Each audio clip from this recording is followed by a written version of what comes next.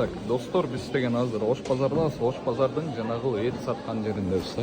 Эт саткан жери мына ушундай экен. Азыр силерге көрсөтүп берейин. Тазалап караңыздарчы.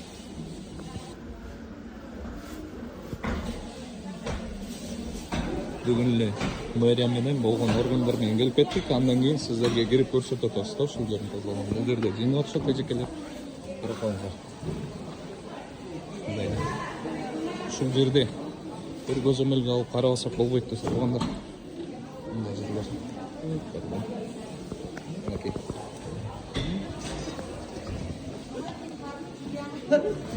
Дырды эмне ушочу? Урушпагыла.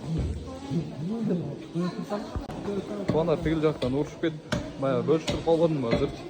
Анан видео үзүлүп кетти да, мынакей бул жердин баардыгы ушундай. Айтып атам, таптаза болуп, сон болуп иштесеңиздер, келип реклама болмок экен, наоборот. Ичин карашпайт, ошол иштеп аткан жерлерин карашпайт.